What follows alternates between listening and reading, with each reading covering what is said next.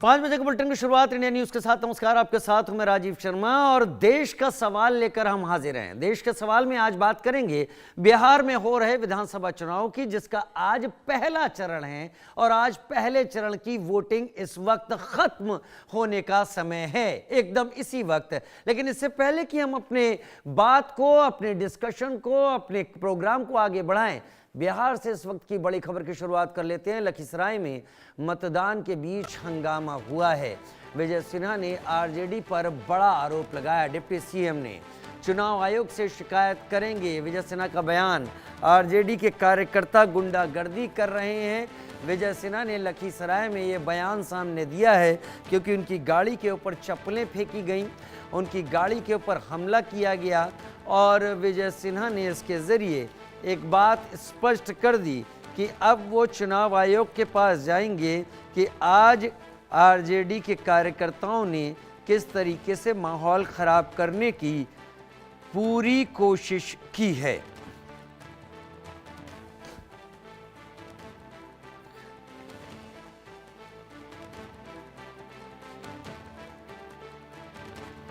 RJD कार्यकर्ता गुंडागर्दी कर रहे हैं, विजय सिन्हा का बयान। आरजेडी के समर्थक बूथ कैप्चरिंग कर रहे हैं।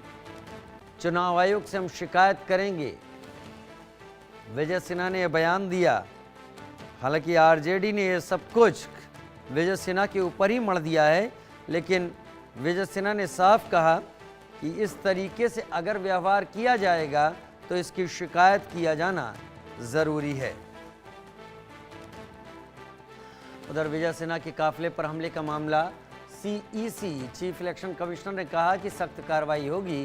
बिहार के डीजीपी को निर्देश दिए हैं। लखीसराय की घटना पर ये निर्देश सीईसी की तरफ से बिहार के डीजीपी को दिए गए हैं। कौन लोग थे जिन्होंने हमला किया, कौन लोग थे जिन्होंने माहौल बिगाड़ने की वहाँ पर कोशिश की, कौन लोग थे जिन्होंने हालात को अपने हाथ में लेने की कोशिश की और स्थिति को खराब करने की कोशिश की।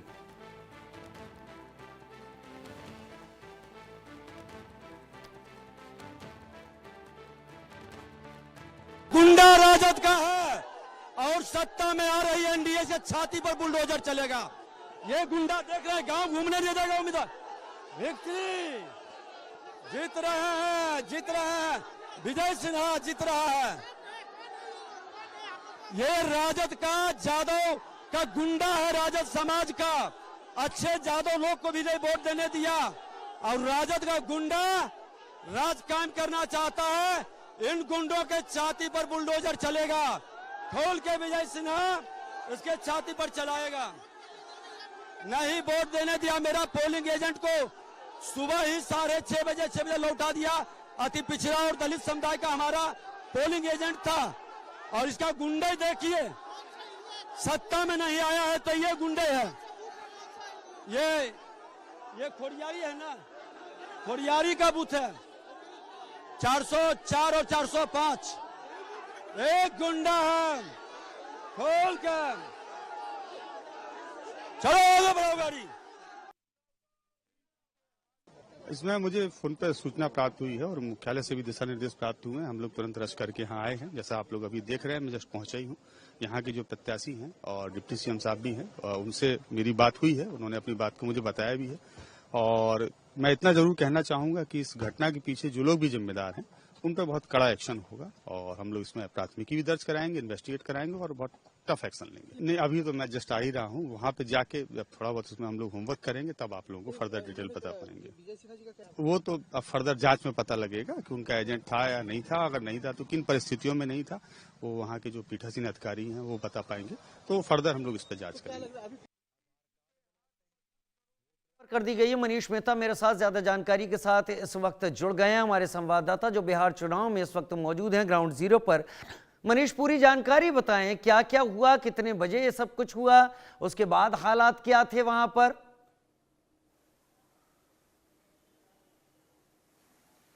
देखिए राजीव, दोपहर का ये वक्त था जब डॉक्टर विजय सिन्हा जो कि बिहार के उप मुख्यमंत्री हैं वो लखीसराय के इन दोनों ही जो पोलिंग बूथ है 404 और 405 पर पहुंचते हैं और इस दरमियान जो है उनको भारी विरोध का सामना करना पड़ता है। विरोध इस बात को लेकर के भी कि वहां पर जो है जो महागठबंधन के नेताओं का कहना था कि ये उनका गढ़ था और जिस तरह से विजय सिन्हा आए वहां पर उन्होंने सीधा आरोप लगाया, हूटिंग किया, जिसके बाद जो है ग्रामीण जो है वो गुस्से में आ गया और उन्होंने इसके काउंटर रिएक्शन में जो है इस तरह की घटना को अंजाम दिया। हालांकि डॉक्टर विजय सिन्हा को आप सुन रहे थे, वो साफ कह रहे हैं कि ये आरजेडी के गुंडे हैं जो लगातार जो बीजेपी के सपोर्टर थे उनको वोट करने से रोक रहे थे, बाकायदा उनके पोलिंग एजेंट को भगा दिया गया, कई तरह के गंभीर आरोप उन्होंने लगाए और साथ ही साथ ये भी कहा कि बुलडोजर चलेगा उनके छाती पर, हमारी सरकार आ रही है। तो निश्चित रूप से यहाँ पर दोनों ही तरफ से आरोप प्रत्यारोप का जो दौर है वो चल रहा है राजीव। लेकिन सबसे महत्वपूर्ण बात यह है कि बिहार के पहले चरण के इस चुनाव में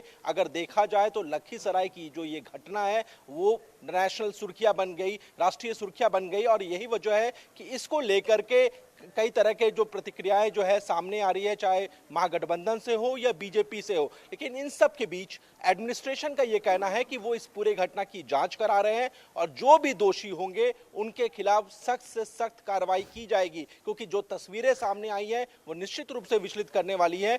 और साथ ही साथ ये भी कहना है, वहाँ के स्थानीय लोगों का भी कहना है कि ये जो पूरा माहौल जो तनावपूर्ण माहौल जो हुआ है उसके लिए वो डॉक्टर विजय सिन्हा को जिम्मेदार ठहरा रहे हैं, जबकि डॉक्टर विजय सिन्हा वहां पर आरजेडी समर्थकों को जिम्मेदार ठहरा रहे हैं। तो फिलहाल इस पूरे मामले में प्रशासन जो है वो जांच कर रहा है। जांच करने के बाद वो इस मामले में एक एफआईआर भी दर्ज किया जा रहा है और उसके आधार पर एक्शन लिया जाएगा। चलिए, अभी दूसरा चरण बाकी है, 11 तारीख को होना है। तब तक इस मामले में क्या निकल कर आता है वो भी देखना होगा। मनीष, बहुत धन्यवाद मेरे साथ जुड़ने के लिए ग्राउंड जीरो से लाइव ज्यादा जानकारी के साथ। क्योंकि बिहार में पहले चरण के लिए 18 जिलों की 121 सीटों पर सुबह 7 बजे से मतदान शुरू हो गया था। कुछ संवेदनशील बूथों को छोड़कर बाकी सभी बूथों पर शाम 6 बजे तक मतदान होना है, यानी 1 घंटे और। इस बीच कुछ खबरें बिहार चुनाव से जुड़ी ऐसी आई कि देश भर का ध्यान जाना स्वाभाविक है। लखीसराय में डिप्टी सीएम विजय कुमार सिन्हा की कार पर पथराव हुआ। मतदान के बीच इस तरह की घटनाएं हैरान करती हैं। विजय सिन्हा ने आरजेडी पर उसका आरोप लगाया तो आरजेडी ने विजय सिन्हा पर ही साजिश रचने की बात कही। इस बीच बुर्का पहनकर मतदान करने वाली महिलाओं को लेकर केंद्रीय मंत्री और बीजेपी के नेता गिरिराज सिंह ने बड़ा बयान दिया। उन्होंने कहा कि फर्जी मतदान रोकने के लिए जरूरी है कि बुर्का पहनकर मतदान करने पहुंच रहे सभी की पहचान सुनिश्चित की जाए। बिहार में विधानसभा चुनाव में बुर्के में मतदान करने को लेकर फिर सवाल खड़े हो गए हैं। पहले चरण के मतदान में बुर्का विवाद फिर से गहरा गया है। मुस्लिम महिलाएं बुर्के में मतदान केंद्रों पर वोट डालने पहुंच गईं। बुर्के की आड़ में फर्जी मतदान नहीं हो, चुनाव आयोग इस बात को लेकर सजग है। उधर केंद्रीय मंत्री गिरिराज सिंह ने भी बुर्के में फर्जी मतदान के मुद्दे पर बड़ा बयान दिया। इन्होंने कहा कि बुर्के में शक हो तो चेहरा चेक किया जाना चाहिए। बुर्का पहने महिलाओं की कड़ाई से जांच होनी चाहिए ताकि वोटिंग में धांधली न हो पाए। ये पाकिस्तान या बांग्लादेश नहीं है, ये भारत है। भारत में शरिया कानून लागू नहीं होता। भारत एक धर्मनिरपेक्ष देश है। चुनाव आयोग के नियमों के मुताबिक पहचान हो। गिरिराज सिंह ने बुर्के में महिलाओं की पहचान करने का विरोध करने वालों को भी जवाब दिया और कहा कि इन्हें हर वक्त मुस्लिम ही क्यों दिखता है। हर बूथ पर एक आंगनबाड़ी सेविका को भी रख दिया है। अगर जिन्हें महसूस होगा कि कोई बुर्का में आया है और उसका वोट फर्जी हो रहा है तो उसे देखने का दिखाने का काम आंगनबाड़ी सेविका करेगी। और ये किसी को धर्म से नहीं लेना चाहिए। ये पाकिस्तान नहीं है जो यहाँ शरिया कानून है। तेजस्वी यादव का राज जीवन में आएगा नहीं जो शरिया कानून लागू होगा। गिरिराज सिंह ने उन वजहों की भी बात कही जब मुस्लिम महिलाओं को बुर्के में होने के बाद भी अपनी पहचान दिखानी होती है। गिरिराज सिंह ने भारत में चुनाव आयोग के नियम लागू होने की बात करते हुए मीडिया से पूछा, बुर्के में महिला आधार कार्ड बनवाने जाती हैं तो क्या चेहरा नहीं दिखाती? जब वह एयरपोर्ट या कहीं और रिजर्वेशन कराने जाती हैं तो क्या चेहरा नहीं दिखाती? जब वह सरकारी योजनाओं का लाभ लेने जाती हैं तो क्या चेहरा नहीं दिखाती? हालांकि इस बीच लखीसराय में बिहार के डिप्टी सीएम विजय कुमार सिन्हा की कार पर पथराव हुआ है। विजय कुमार सिन्हा ने पथराव के लिए सीधे तौर पर आरजेडी को जिम्मेदार ठहराया। विजय कुमार सिन्हा के आरजेडी पर आरोप को मोकामा विधानसभा सीट से चुनाव लड़ रही आरजेडी उम्मीदवार वीणा देवी ने वोट शेयर बढ़ाने के लिए विजय सिन्हा पर ही पथराव की साजिश रचने का आरोप लगा दिया। और उ सब से हमको क्या, उनका हक थोड़ी है। हमरा तो पूरा खानदाने का हक है वोट डालने का। उनका हक कहाँ से आ गया? वो तो बाहर में दे देंगे, उनका परिवार बाहर में देगा। ये जो है ना, देख रहे हैं, पूरा खानदान के साथ दिए हैं। गर्व है कि मेरे साथ पूरा क्या कहता है जो खानदान है, पूरा मोकामा परशुराम की धरती और पूरे ससुर भैंसुर सास देखिए यहाँ है, सब मिल करके वोट डाले हैं। वो देंगे क्या? उनका परिवार देगा यहाँ पर मोकामा में? ये बताइए। हम तो पूरे खानदान के साथ गर्व से कहते हैं कि परशुराम की बहू है। बहरहाल गिरिराज सिंह ने बिहार चुनाव में फर्जी मतदान के मुद्दे को जोर शोर से उठाया और बुर्के में वोट डालने पहुंच रही महिलाओं के पहचान पर जोर दिया। हालांकि एनडीए के सहयोगी एलजेपी रामविलास के अध्यक्ष चिराग पासवान ने इसे बेवजह हिंदू मुस्लिम मुद्दा बनाने की कोशिश करार दिया। चिराग ने भारी संख्या में मतदाताओं से वोट डालने और लोकतंत्र के इस उत्सव में हिस्सा लेने की अपील की। देखिए, ये बिना मतलब के ये हिंदू मुस्लिम ये विवाद वाली बात है। फिलहाल आज की तारीख में सबको एकजुट होकर मतदान का अपना अधिकार का इस्तेमाल करना चाहिए मतदान के। Thank you. गिरिराज सिंह के बयान पर इंडिया न्यूज ने जब जेडीयू के वरिष्ठ नेता केसी त्यागी से सवाल पूछे तो उन्होंने गिरिराज के बुर्के उठाकर जांच वाले बयान पर टिप्पणी करने से मना कर दिया। इसके अलावा गिरिराज सिंह ने ये बात कही है चुनाव के दौरान। उन्होंने कहा कि अगर फर्जी वोटिंग हो रही है तो बुर्का उठा करके जांच होनी चाहिए। नहीं, कोई फर्जी वोटिंग नहीं है। ये कांग्रेस पार्टी के नेता राहुल गांधी का चुनाव से पूर्व पराजय स्वीकार करने का तरीका है। ऐसा ही उन्होंने हरियाणा में कहा था, ऐसा ही उन्होंने महाराष्ट्र में कहा था, और ऐसा ही वो बिहार में कह रहे हैं कि वोट चोरी हो गई। 2 चरणों में चुनाव है बिहार का। आज 121 सीटें 18 जिलों की और अगली बार बचे हुए जिलों की 122 सीटें, और यानी कुल 243 सीटों पर मतदान होना है। लेकिन देश का सवाल आज के पहले दिन की जो वोटिंग है उसको लेकर, क्या बिहार में पहले चरण के मतदान में बुर्के की आड़ में फर्जी वोटिंग हुई है? हम सवाल लगा रहे हैं क्योंकि इस पर आज बहुत बात हो गई। क्या बुर्के में महिला मतदाता की पहचान से किसी भी पार्टी को ऐतराज है? यह भी एक बड़ा सवाल है। क्या बुर्का पहनी महिला मतदाता की पहचान इस्लाम के खिलाफ है? लखीसराय में डिप्टी सीएम विजय सिन्हा की कार पर पथराव आरजेडी की साजिश है क्या, जैसा विजय सिन्हा आरोप लगा रहे थे? मेरे साथ कई खास मेहमान इस वक्त जुड़ रहे हैं। मेरे साथ राहुल आनंद, प्रवक्ता बीजेपी, मेरे साथ जुड़ रहे हैं। ईशान त्यागी, प्रवक्ता कांग्रेस, मेरे साथ जुड़ रहे हैं। सौरभ कुमार मेरे साथ जन सुराज से प्रवक्ता जुड़ रहे हैं। बहुत स्वागत है सौरभ भाई, आपका भी बहुत दिनों बाद जन सुराज से कोई जुड़ा है। और विपिन शर्मा, सीनियर जर्नलिस्ट और पॉलिटिकल एनालिस्ट के तौर पर मेरे साथ इस वक्त विपिन जी भी मौजूद हैं। हम एक एक करके सवालों की तरफ रुख करेंगे, लेकिन सबसे पहले मैं ईशान भाई आपको ही 2 मिनट देना चाहूँगा, क्योंकि सबको बराबर समय मिले, सब अपनी बात रखें और उतने ही समय में अपनी बात शुरू करें। आज जो कुछ भी हुआ, बयान तो आपने भी सुने होंगे कईयों के, क्या ईशान भाई आपको भी लगता है कि बुर्का पहनी महिलाओं की पहचान तय करना, क्या इससे ऐतराज है राजनीतिक दलों को? राजीव जी, देखिए, गिरिराज सिंह जी सांसद हैं और वो जनता के सांसद हैं, चाहे वो हिंदू हो, मुसलमान हो, सिख हो या कोई भी अन्य धर्म से आते हो या किसी भी जाति से आते हो, वो जनता के सांसद हैं।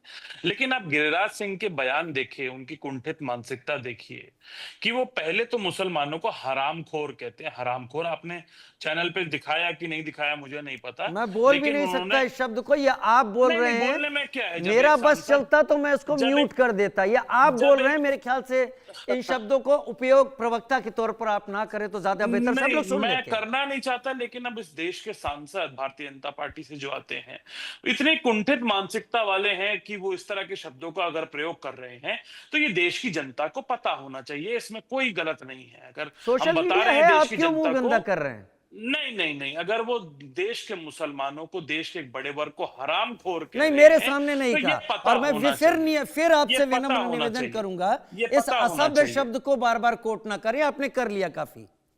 बिल्कुल।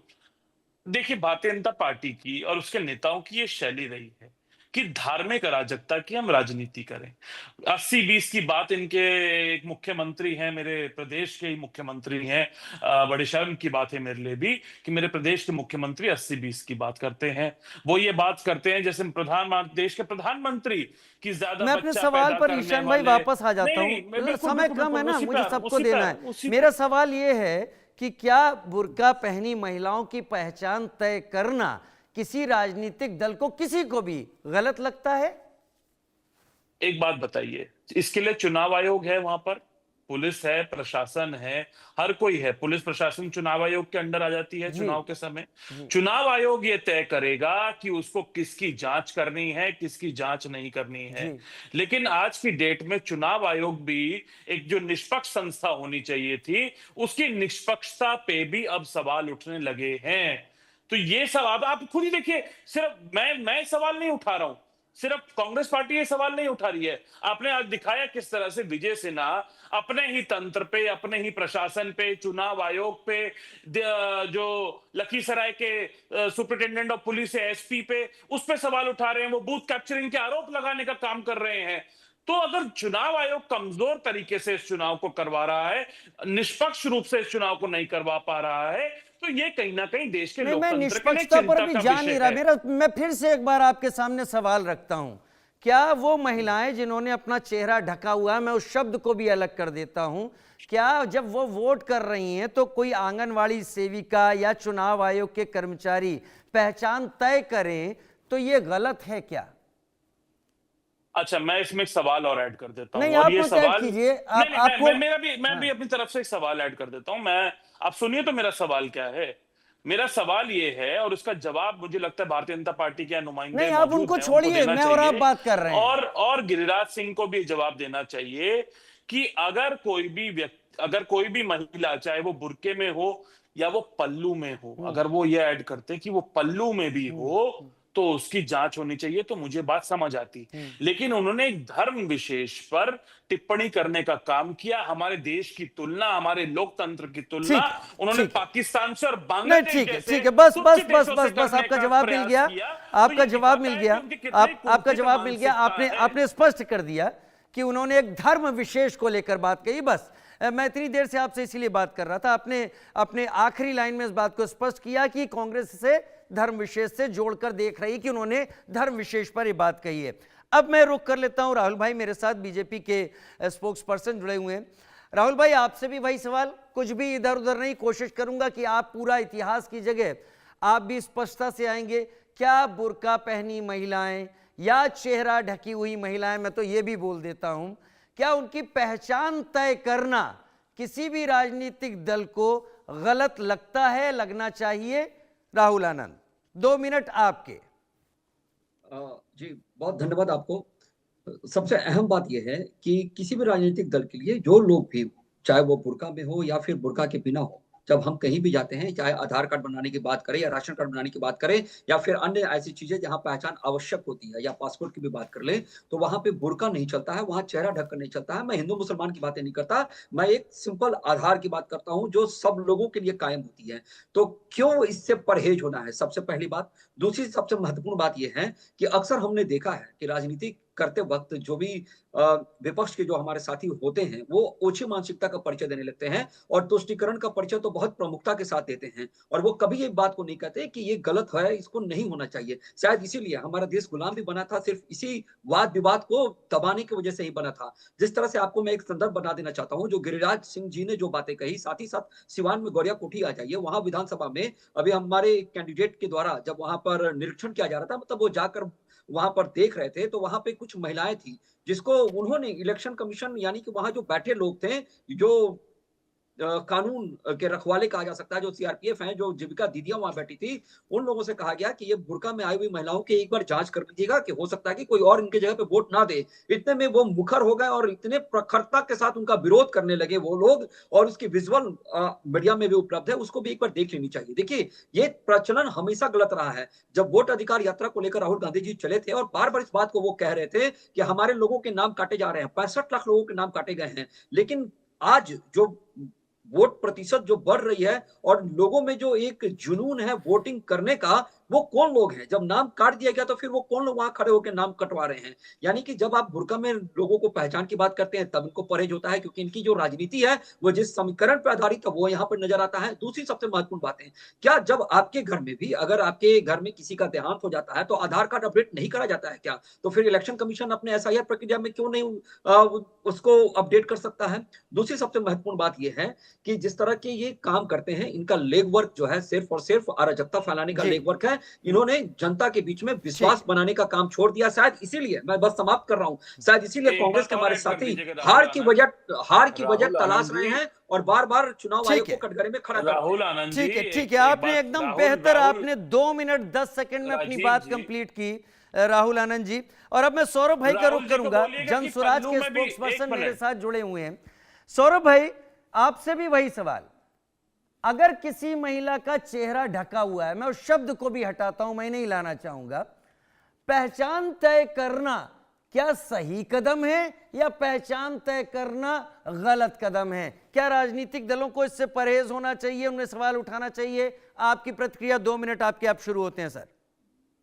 जी राजीव भाई, पहली बात यह है कि आज लोकतंत्र के महापर्व के पहले फेज का मतदान संपन्न हो गया है और भारत के आदरणीय केंद्रीय मंत्री जी को यह अधिकार पहले किसने दिया है चुनाव के आदर्श आचार संहिता में कि वो किसी भी प्रकार की टिप्पणी, किस पर कौन बुर्का पहनेगा, कौन घूंघट ओढ़ेगा, उसकी जांच होनी चाहिए, नहीं होनी चाहिए, ये लोकस स्टैंडाई कब से गिरिराज जी का या भारतीय जनता पार्टी के प्रवक्ताओं का हो गया? तो भैया कहाँ जाना है समझ में नहीं आया, कैमूर है कि गया है?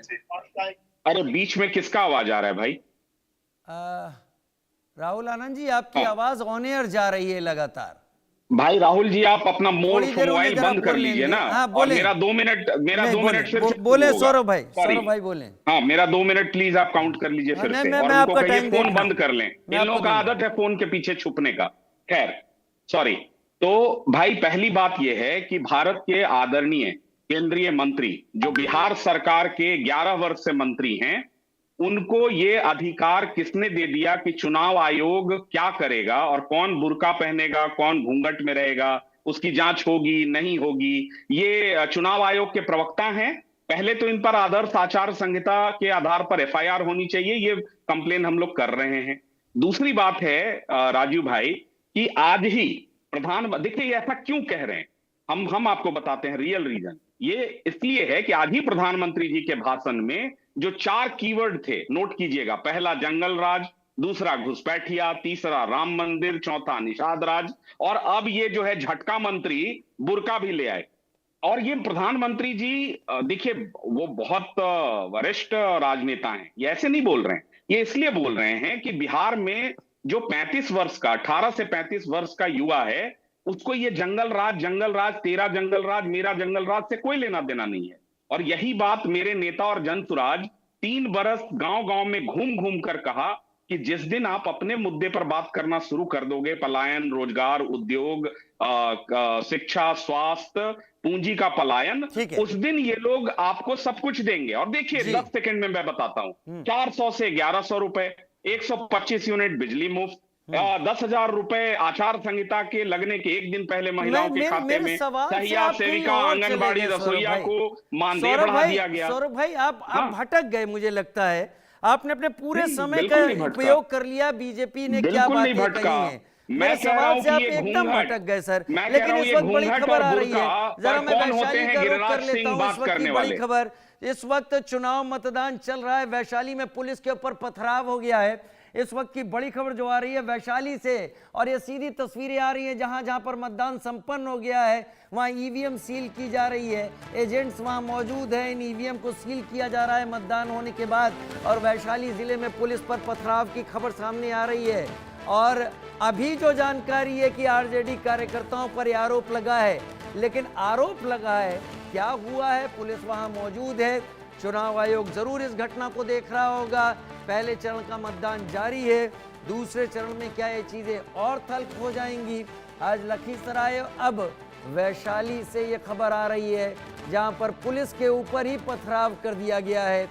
अब क्यों हुआ, वजह जल्दी सामने आएंगी, तस्वीरें भी सामने आ जाएंगी कि क्या हुआ था वहां पर, क्या स्थिति हो गई थी।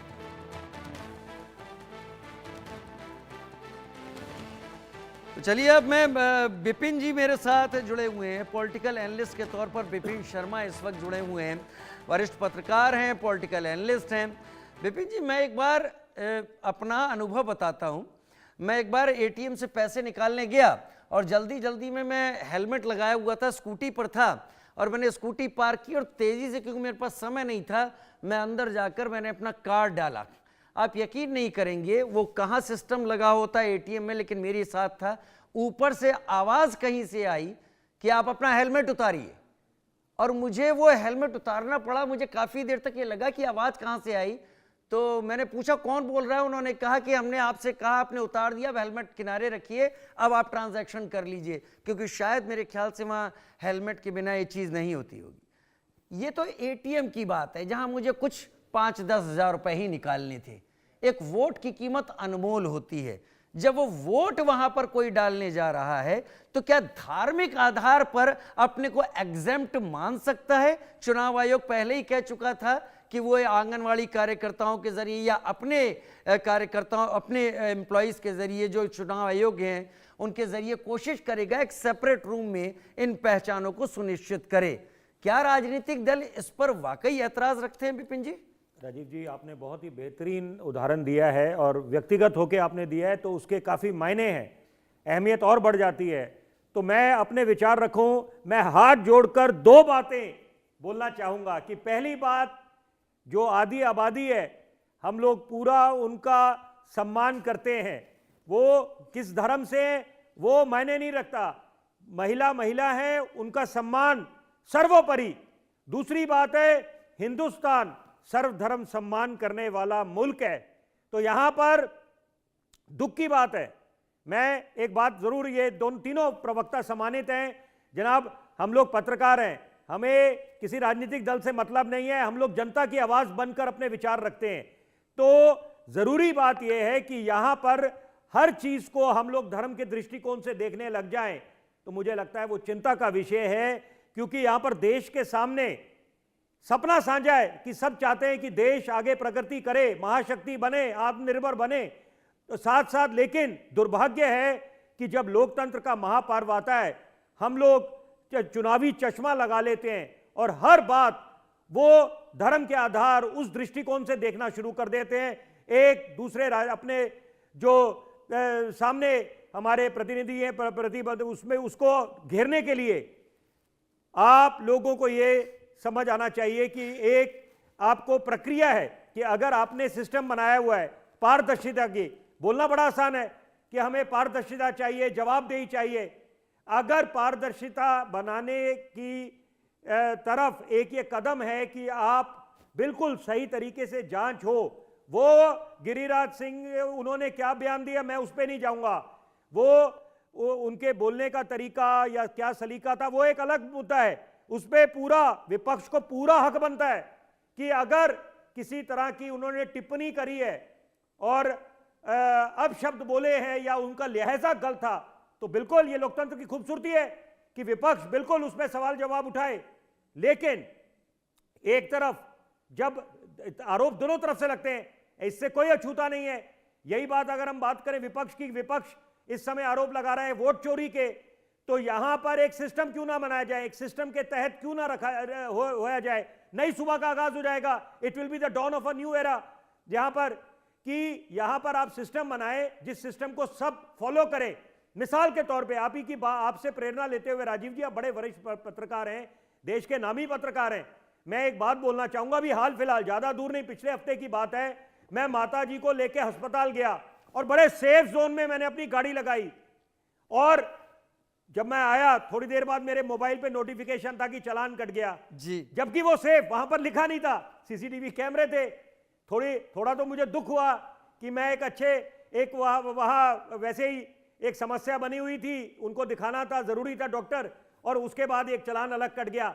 लेकिन एक बात तय है कि हम कायदे में रहेंगे तो फायदा रहेगा। आप कहना चाहते हैं कि गिरिराज सिंह के शब्द अलग हो सकते हैं, मैसेजिंग गलत नहीं थी। वो देखिए तीखे, अगर कोई तीखी टिप्पणी करता है लिहाजा, क्योंकि वो जाने जाते हैं, बेबाक अंदाज में बात करते हैं, और चुनावी मौसम में तो वैसे ही सब लोग सीमा लांघ जाते हैं, यहाँ पर अमर्यादित भाषा बोली जाती है और कोई राजनीतिक दल इससे अछूता नहीं है। ये बड़े जिम्मेदारी से मैं बात बोल रहा हूं, सबको मंथन करना चाहिए, लेकिन सिस्टम चाहिए देश में। मैं ठीक है। ईशान भाई मेरे साथ इस वक्त जुड़े हुए हैं।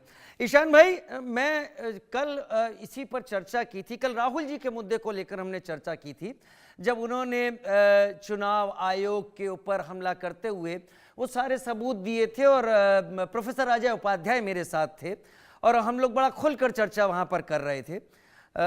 लेकिन मेरा सवाल इसी से है, जो ये पहचान को लेकर और ये बुर्के को लेकर, मैंने जैसा कहा कि शब्द गलत हैं, क्या मैसेजिंग भी गलत है, तो उस पर ही आता हूँ। ये बुर्के की पहचान मेरा मानना है कि धार्मिक आधार पर नहीं हो रही है, क्योंकि लोकतांत्रिक प्रक्रिया है। अब ब्राज़ील की मॉडल के बारे में राहुल जी ने कहा कि 10 बूथों पर राई के इलाके में 22 जगह उसी के चेहरे पर कहीं स्वीटी नाम, कहीं कोई नाम, कहीं कोई नाम। ये पता कैसे चला? चेहरे की मिलान करके ही पता चला ना मेरे ख्याल से। तो चुनाव आयोग अगर वहां पर वोटिंग के पहले पहचान कर लेगा, ये गलत कैसे हो जाता है? अब हम मुद्दे पर आ जाते हैं, सब लोग बोल चुके हैं, फोरम ओपन टू ऑल है, अगर आपको लगे तो संजीदा में जवाब पर अपना काउंटर रख सकते हैं।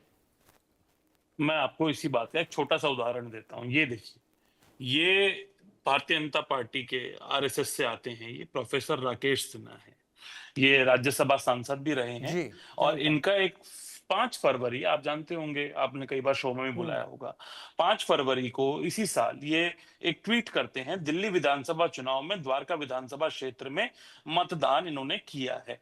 जहां तक मेरी जानकारी है, ये हमेशा दिल्ली में ही रहे हैं, क्योंकि डीयू के प्रोफेसर रहे हैं, और उसके बाद ये इधर से अपना राज्यसभा सांसद भी रहे हैं। और आज इन्होंने इसी साल, जब ये दिल्ली में वोट डाल चुके हैं विधानसभा चुनाव में, आज एक और इन्होंने ट्वीट किया है कि अपने पैतृक गांव मनसेरपुर बेगूसराय में अपना मतदान किया। ये देखिए, ये दूसरा ट्वीट है इनका। अगर भारतीय जनता पार्टी के इतने वरिष्ठ चेहरे, राज्यसभा सांसद रहे एक व्यक्ति, एक ही साल में 2-2 जगहों पे जाके वोट करने का काम कर रहा है, तो निष्पक्षता पे तो सवाल चुनाव आयोग की उठेंगे ही।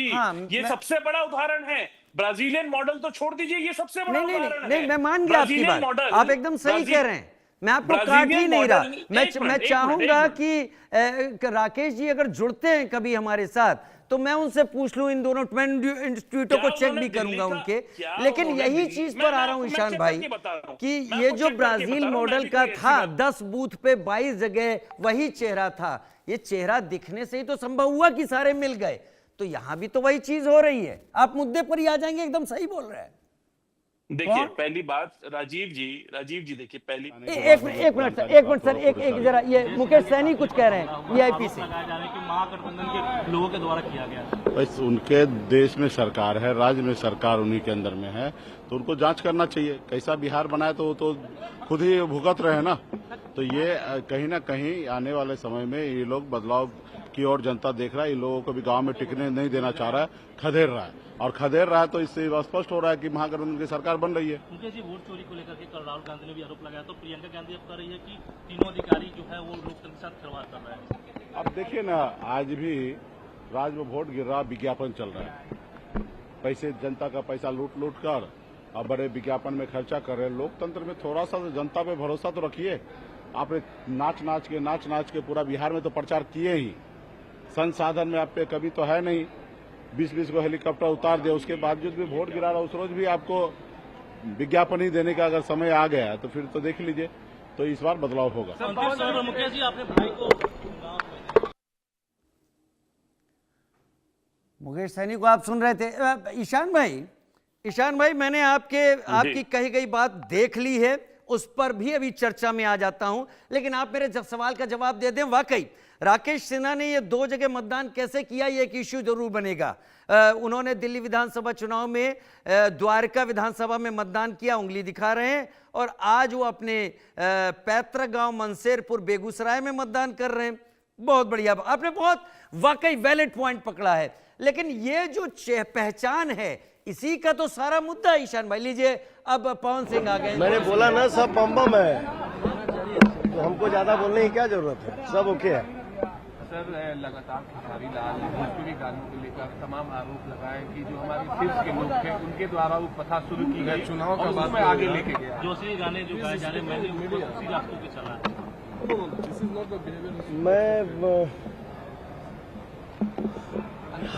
मैं तो चाहता हूं कि नहीं है बोलूं, लेकिन तुम लोग यही खातिर लगा देता रहा मैं कि हाँ मैं कुछ जवाब दूं। तो देखा, हमरे भोजपुरी में एगो बात कहल जाला कि अधजल गगरी छलकत जाए, थोड़े धन में खल बोरा है।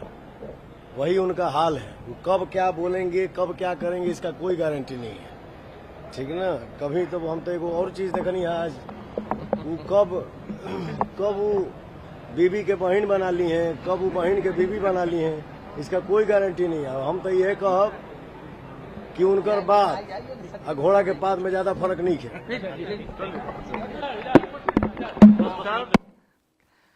हर कोई अपनी बयानबाजी कर रहा है, मैं अपने खास मेहमानों का ही रुख कर लेता हूं। ईशान भाई, जवाब का वक्त आपका है, तस्वीरें हम लगातार दिखा रहे हैं। राजीव जी देखिए, आप जो मैं सवाल मैंने देख लिया, जो आपने मुद्दा उठाया है वो सही है, आप गलत नहीं कह रहे हैं, मुद्दा जरूर बनेगा। ईशान भाई, ये के पात्र हैं आपने अच्छी चीज उजागर करी है, जवाबदेही बनती है भाजपा की। नहीं, और भी चीजें हमने उजागर करी है। कल राहुल गांधी जी ने ये दिखाया कि भारतीय जनता पार्टी के एक सरपंच का जो चेहरा था उत्तर प्रदेश में, उसका जो उसने उत्तर प्रदेश में भी वोट डालने का काम किया, उसने हरियाणा में भी वोट डालने का काम किया। और एक इनके गुजरात से व्यक्ति आते हैं, दलसानिया जी, वो गुजरात के हैं और बिहार के इंचार्ज हैं, उनका भी बिहार में वोट बन गया।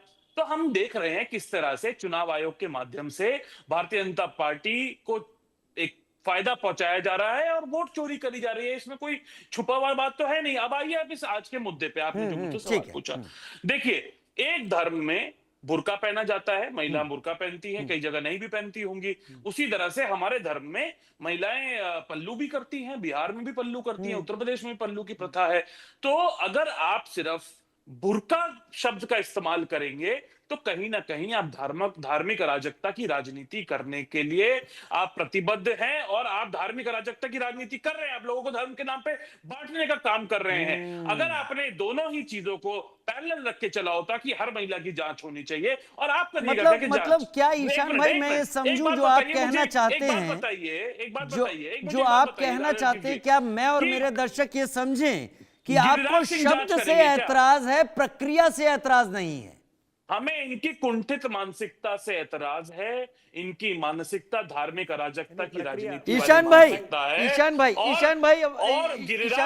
साथ तो बोल ही रहे, राहुल आनंद जवाब दीजिए। ये मोनोलॉग नहीं है। मैं जो समझ पाया ईशान त्यागी को, उन्हें शब्द से ऐतराज है कि आपने बुर्के का जिक्र किया, प्रक्रिया से उन्हें ऐतराज नहीं है कि आपने एक धर्म को अलग लाके खड़ा कर दिया। प्रक्रिया पुलिस है, वहां पे प्रशासन है, वहां पर आप ये जवाब दीजिए इस पे। प्रक्रिया, आपको अगर जवाब देना है, प्रक्रिया कबूल है आपको? मैं गलत तो नहीं बोल रहा ना? हाँ जी, ईशान भाई ठीक है, उसमें मिलूंगा।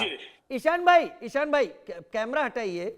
ईशान भाई, मतलब मैं गलत नहीं समझ रहा हूँ। लीजिए, चिराग पासवान को सुनते हैं। सीटें गठबंधन की तमाम सीटें, इसमें एक बात तय है, एक बात स्पष्ट है, और रत्ती भर इसमें कहीं कोई शंका नहीं है। और मैं इसलिए कतई नहीं बोल रहा कि मैं इस गठबंधन का हिस्सा हूँ। 14 तारीख परिणामों के बाद एक बार फिर से बिहार में अब एनडीए की मजबूत सरकार इस बार बनने जा रही है। हम लोग लगभग पिछले 20 दिनों से प्रचार कर रहे हैं, और अब जब हम लोग सेकेंड फेज के प्रचार में हम लोग उतर गए हैं, और आज जिस तरीके से मतदान पहले चरण का संपन्न हुआ, ऐसे में ये विश्वास हम लोग को और ज्यादा बढ़ गया है कि इस बार एक ऐतिहासिक जीत की ओर हम लोग अग्रसर हो रहे हैं। जिस तरीके से यूनाइटेड एनडीए पर जनता का विश्वास हर बीते दिन के साथ बढ़ता जा रहा है, और वहीं दूसरी तरफ महागठबंधन, बिखरा हुआ महागठबंधन और झूठे वादों को लेकर जिस तरीके से ये जनता के बीच गए, जिस तरीके से हर परिवार को हम सरकारी रोजगार दे देंगे। भाई बिहार की जनता ज्यादा पढ़ी लिखी है, ज्यादा समझदार है, वो जानती है कि अगर राज्य का बजट इतना है और आप इतने करोड़ सरकारी नौकरी देने की बात कर रहे हैं, भैया अगर 2.5 करोड़ परिवारों को नौकरी देंगे तो गिरी से गिरी हालत में 7 से 9 लाख करोड़ का आपका बजट जाएगा, कहां से आएगा पैसा? ये सारी बातें जनता समझ रही है, जनता बोल रही है। तो ऐसे में मैं ये मानता हूं कि इस बार हमारा एनडीए का गठबंधन ऐतिहासिक जीत की ओर अग्रसर हो रहा है। दूसरा चरण की समाप्ति आते आते तक ये जीत का मार्जिन और बहुत ज्यादा बढ़ने वाला है।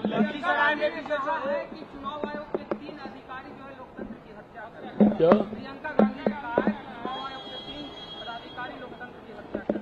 आप सरकार को के ऊपर आप भरोसा करते नहीं हैं, प्रधानमंत्री को आप व्यक्तिगत तौर पर अपमानित करने का काम करते हैं, संवैधानिक संस्था में आपको संवैधानिक संस्थाओं पे विश्वास नहीं है, सेना का आप तुष्टीकरण करना चाहते हैं कहकर कि 10% आबादी ने पूरी सेना को कब्जा किया हुआ है, देश में आप अराजकता फैलाना चाहते हैं ये कहकर कि जेनजी इन बातों को देखे समझे, प्रवोक कर रहे हैं ना। ये सारी बातें दर्शाता है कि किस तरीके से देश की सबसे पुरानी पार्टी आज हताशा और निराशा के इस दहलीज पर आ गई है कि वो अपनी हार को पचा नहीं पा रही, इसीलिए वो ठीकरा दूसरों पर फोड़ने के लिए हर संभव बहाना ढूंढ रही है। पहले ईवीएम, अब सारे ईवीएम ठीक हो गए। मजाल है कि गलती से कोई विपक्ष का नेता बोल जाए कि भैया ईवीएम खराब है, उसके बाद नया बहाना क्या, वोटर लिस्ट। अरे प्रभु, अगर वोटर लिस्ट में इतनी गड़बड़ी है तो आप न्यायालय क्यों नहीं जाते? जाइए तो एक बार सुप्रीम कोर्ट जाके बताइए, वहां पे आप प्रेस मीट। लगातार नेताओं के बयान सामने आ रहे हैं, लेकिन बिहार में पहले चरण का मतदान लगातार जारी है। शाम 5 बजे तक का वक्त 60.13% मतदान पहले चरण में हो गया है। शाम 6 बजे तक वोट डाले जाएंगे। 18 जिलों की 121 सीटों पर वोटिंग हो रही है। बड़ी खबर इस वक्त की, 5 बजे, ठीक 5 बजे जब हम यहां पर बात करने के लिए बैठे थे, तब तक का आंकड़ा आ गया 60.13% मतदान हो गया है। अभी जो लोग पहुंच रहे हैं या 6 बजे के पहले जो लोग बूथ में पहुंच जाएंगे, वो लोग जब तक अपना मतदान पूरा नहीं कर लेते तब तक काउंटिंग होगी। हम उम्मीद कर रहे हैं कि प्रतिशत बढ़ेगा जरूर। तो लगातार हमारे साथ लोग जुड़े हुए हैं। राहुल आनंद भाई, 60.13% मतदान हो गया है 121 सीटों के लिए। 5 बजे तक अभी भी करीब 20 मिनट बाकी हैं और तब तक जितने लोग आ जाएंगे वो वोट डालेंगे, यानी मतदान प्रतिशत बढ़ता हुआ तो समझ में आ रहा है। आप किस तरीके से देख रहे हैं इन सारे मुद्दों के बीच में इस प्रतिशत को?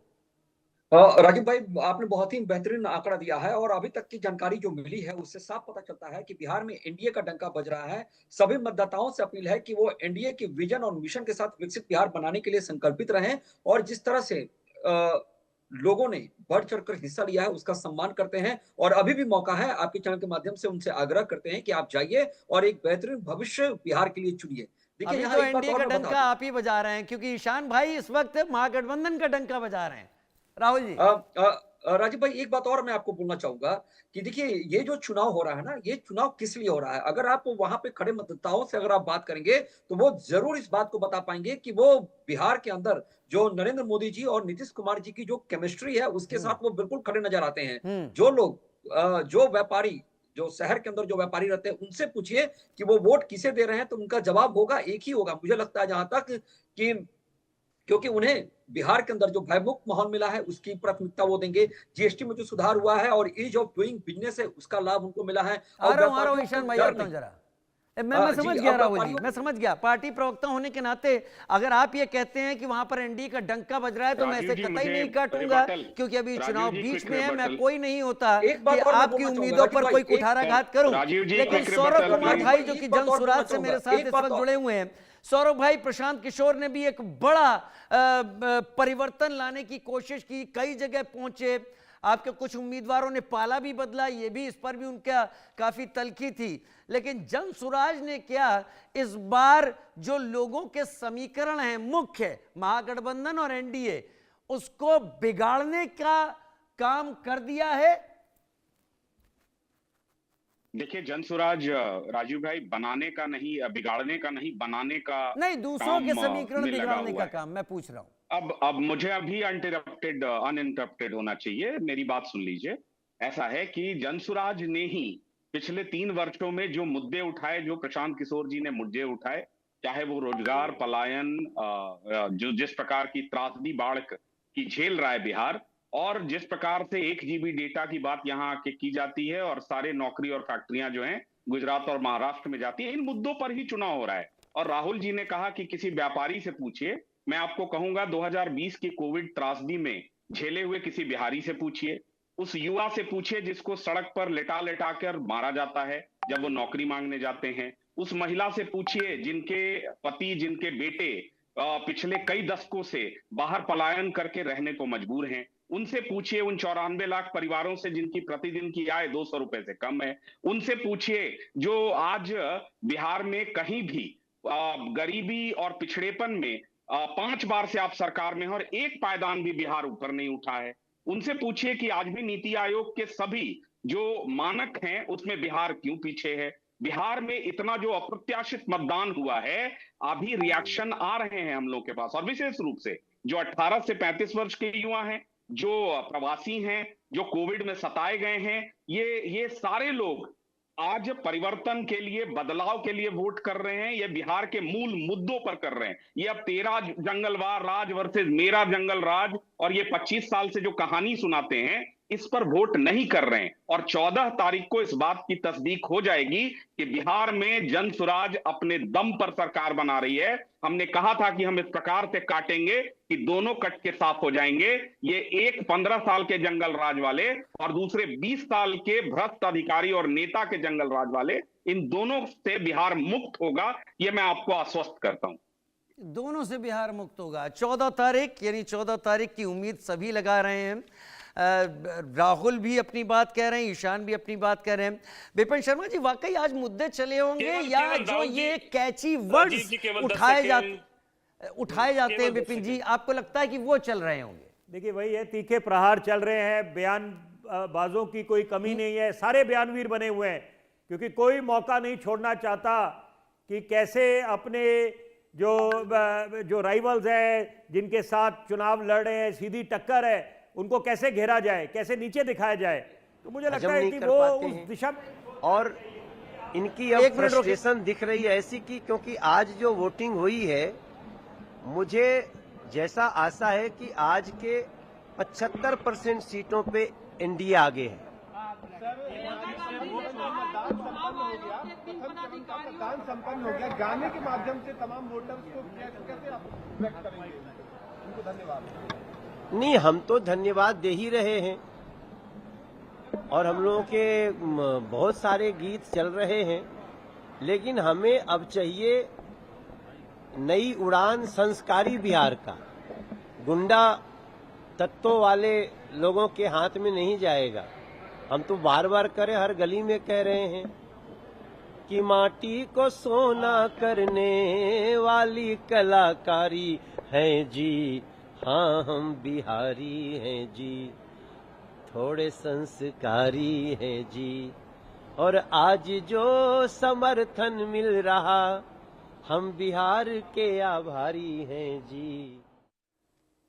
हम बिहार के आभारी हैं जी, हाँ हम बिहारी हैं जी। विपिन जी, 60% से ज़्यादा वोटिंग हो चुकी है, अभी भी समय बाकी है, और मनोज तिवारी कह रहे थे कि 75% आज के सीटें उनके खाते में आ रही है। मैंने कैलकुलेट किया तो करीब 91 सीटों की बात कर रहे हैं 121 में से। ये सबको होना चाहिए, नहीं, सबको और, हक है। और हम इस वक्त कोई कार्ड भी नहीं रखेंगे। अभी उम्मीदों, सबकी उम्मीदों के ये साथ सबकी, बिल्कुल, और उम्मीद पे दुनिया कायम है। और सबसे बड़ी बात है, जोश सातवें आसमान पर होना चाहिए। स्वाभाविक है कि आप चुनाव के, लोकतंत्र के महापर्व में आप उतरे हुए हैं। तो देखिए, जरूरी बात है कि जो मैं बयानवीरों की बात कर रहा था कि बयानवीर जब एक रेखा पार कर जाते हैं तो वहां चिंता की बात हो जाती है कि एक आम आदमी के दृष्टिकोण से सोचिए, जो वोटर है, जनता जनार्दन बोलते हैं हम लोग, और जनता के रहनुमा बनते हैं नेता। जब चुनावी मैदान में उतरते हैं, उनको आश्वस्त करने के लिए, उनको बड़े बड़े सपने दिखाते हैं, तो वहां पर जनता क्या समझती है वोटर्स को, जनता क्या समझती है नेताओं को, अपना रोल मॉडल, आदर्श। तभी उनके नाम के जयकारे भी लगते हैं, महिमा मंडन भी होती है। तो यहां पर जनता कितनी हताश महसूस होती होगी जब बयानवीरों को सुनती होगी कि वो कितने, जब रेखा पार कर जाते हैं, अमर्यादित भाषा बोलते हैं, अपशब्द बोल जाते हैं। और तो यहां मुझे लगता है कि उस दिशा में सोच जानी चाहिए, क्योंकि जनता के पास क्या संदेश जा रहा है at the end of the day, तो वो बड़ा गंभीर मुद्दा बन जाता है। दूसरी बात है कि यहां पर जो दृश्य देखने को मिले, लखीसराय की बात करें आप, कि जब उप मुख्यमंत्री के काफिले पे हमला हुआ, तो ये भी एक अभूतपूर्व बात है। क्योंकि चुनावों में अक्सर देखा जाता है कि जो विपक्ष में होता है वो लोग आरोप लगाते हैं, इल्जाम लगाते हैं कि यहां पर बूथ कैप्चरिंग की बात करें या उनके काफिलों पे हमला हुआ, तो यहां पर तो उल्टा हुआ कि यहां पर यह बोला जा रहा है। दूसरी बात, मैं एक सरल सा सवाल दोनों से पूछना चाहूंगा, कांग्रेस के प्रवक्ता से और भाजपा के प्रवक्ता से, भाजपा के प्रवक्ता से मैं जरूर पूछना चाहूंगा कि आप लोग क्या जो कोलिशन का धर्म है वो आप निभाएंगे? क्योंकि जो ये बातें चल रही हैं, कुछ तो वजह होगी इनके पीछे, कि ये जो बोला जा रहा है कि भाई आप जेडीओ का क्या होगा और नीतीश कुमार का क्या होगा, क्या आप उनको उतना मान सम्मान देंगे जो आप वायदा कर रहे हैं? दूसरी बात है, सवाल आज ईशान भाई मैं आपसे भी पूछूंगा, Congress, grand old Congress party से यह सवाल है कि आप लोगों ने जो टाइमिंग पे सवाल उठा दिए, बिल्कुल जायज बात है, मैं आपके साथ खड़ा हूं, कि एसआईआर जो प्रक्रिया थी उसको इतनी विलंब से क्यों शुरू करा, जब पता है कि चुनाव सर पे है, इस साल होने हैं, जून में आप वो प्रक्रिया कर रहे हैं। देयर वर मास एक्सक्लूशंस, जो एक चिंता की बात है। तो यहां पर यही बात आप पे सवाल उठते हैं कि चुनाव बिहार में हो रहे हैं, आप हरियाणा की चर्चा कर रहे हैं। कल माननीय नेता प्रतिपक्ष राहुल गांधी जी प्रेस कॉन्फ्रेंस करके एक दिन पहले, तो टाइमिंग पे सवाल है। टाइमिंग बहुत बड़ी बात होती है, वो टाइमिंग का तो असर होता है। लेकिन ईशान त्यागी, अब सवाल नहीं पूछूंगा, आपको अपनी प्रतिक्रिया आप रखते जाइए, जल्दी जल्दी सबसे प्रतिक्रिया ले लेता हूं। हाँ बिल्कुल, मैं रख देता हूँ, क्योंकि राहुल गांधी जी जो अभी विपिन जी सवाल पूछ रहे थे, राहुल गांधी जी ने जो वोट चोरी का मुद्दा उठाया वो सिर्फ हरियाणा तक सीमित नहीं है, वो बिहार में भी इस तरह की वोट चोरी हुई है। मैं देखिए, अभी मैंने राकेश सिन्हा जी का बताया, ये नागेंद्र कुमार जी हैं, ये नागेंद्र कुमार जी भारतीय जनता पार्टी के कार्यकर्ता हैं। इनकी कई और फोटो है, मैं आपको निकाल के दिखा दूंगा, मेरे पास पड़ी हुई है। ये देखिए, ये 5 फरवरी को इन्होंने भी दिल्ली इलेक्शन में वोट करने का काम किया, और उसके बाद आज इन्होंने बिहार में भी चुनाव डालने का काम किया। ये बड़ी बखूबी से बखान कर रहे हैं अपने फेसबुक पे और सोशल मीडिया प्लेटफॉर्म्स पे। तो जो वोट चोरी का मुद्दा है जो राहुल गांधी जी उठा रहे हैं, वो केवल हरियाणा तक सीमित नहीं है, वो हर राज्य में, कर्नाटक से लेके, चाहे हम भले जीत गए हो कर्नाटक में, लेकिन वहां पे भी वोट चोरी करने की कोशिश करी गई। हमने देखा किस तरह से एसआईटी ने यह बताया है कि 80 रुपए में एक वोट को डिलीट करने का वहां पे 80 रुपए की पेमेंट करी गई उसमें भी। और हमने ये भी दिखाया है कि बिहार में किस तरह से मास एक्सक्लूजन हुए हैं। जल्दी से ये बताइए कि मनोज तिवारी ने कहा कि 91 सीटें, 75% हम जीत रहे हैं। आप अब तक की वोटिंग जो आपने देखी है, आप अपना आकलन सामने रख दीजिए जरा, आज क्या लग रहा है? मनोज तिवारी जी, वो अपनी पार्टी के हैं, मैं क्यों उनको काटूं, उनकी बात को क्यों, आप अपनी बात बताइए। मनोज तिवारी जी बड़े, देखिए मनोज तिवारी जी एक फेल्ड कारतूस हैं। उनको कभी ये लोग दिल्ली में लॉन्च करने की कोशिश करते हैं, वो वहां फेल हो जाते हैं, वो फुस कारतूस जिसको बोलते हैं वो है। कभी उनको बिहार ले जाते हैं तो वो वहां फेल कर देते हैं। वो इस तरह की बयानबाजी करने के लिए जाने जाते हैं। पहली बात तो ये, अभी वो खुद ही कह रहे थे, आपने दिखाया कि हमें बिहार को गुंडागर्दी से मुक्त करवाना है, एक नई सरकार बनानी है। अरे भैया, 20 साल से आप ही की सरकार चल रही थी, क्या आप अपनी सरकार को गुंडागर्दी की सरकार बोल रहे हैं? क्या ईशान भाई, आपको अपनी सरकार से निजात पाने की आकलन आज कितना देखिए, जनता आज जो निकली है और इतने नंबरों में निकली है जनता कि वो पलायन के विरुद्ध वोट डालने गई है, कि जो बिहार में पलायन हो रहा है, वो जनता आज निकली है कि महिलाओं पे जो अत्याचार बढ़ रहे हैं, महिलाओं पे जो अपराध की घटनाएं बढ़ रही हैं, उसके खिलाफ वोट डालने निकली है। जो हत्याओं की घटनाएं बिहार में बढ़ी हैं पिछले 5 से 6 चलिए, यानी मैं ये मान लेता हूँ 121 की 121 आपके हक में जा रही है, आप ये कह रहे हैं। जल्दी से सौरभ भाई, जनसुराज कितना बड़ा परिवर्तन लाएगी? इनको इस मुगालते में रहने दीजिए। सौरभ भाई जी, हाँ, कितना आकलन आपका जनसुराज का आज के दिन की वोटिंग के आधार पर? देखिए हम लोग को तो ये लोग जीरो मानते हैं, हम लोग तो फर्श वाले लोग नहीं, हम आपको मानते ना 3 में ना 13 में नहीं लगाएंगे, ना 3 में ना 13 में कोई अनुमान नहीं लगाएंगे, जीरो पे नहीं, ना 3 में ना 13 में। नहीं प्रशांत, अरे बुरा क्यों मानते हैं? प्रशांत किशोर जी ने कहा था मुकाबला एनडीए और जनसुराज में। जनसुराज तो भारतीय जनता पार्टी की बी पूरा टीम का है, पूरा समय, मैं पूरा का पूरा समय, अरे आरजेडी की पिछलग्गू पार्टी, ये आरजेडी की 3 में है ना 13 में पलने वाली पार्टी,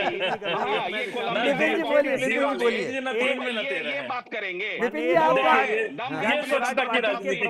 राजू भाई, मैं आपको जरूर बधाई दूंगा जनाब, अच्छी बात कर रहा हूँ, थोड़ा सुन लीजिए। अपना पूरा समय ये आरजेडी की पिछलग्गू जो है इसकी बात नहीं करते। चलिए आगे बढ़ते हैं, शांत हो जाओ भाई। नहीं, भारतीय जनता पार्टी की बी टीम, बिहार में हमें पता है आपकी फंडिंग कहां से हो रही है। प्रशांत किशोर कितनी सीटिंग होगी? खैर मेरे पास अब समय नहीं, मैं क्षमा के साथ, मुझे कमांड आ रही है, 55 ऑलरेडी हो गया है।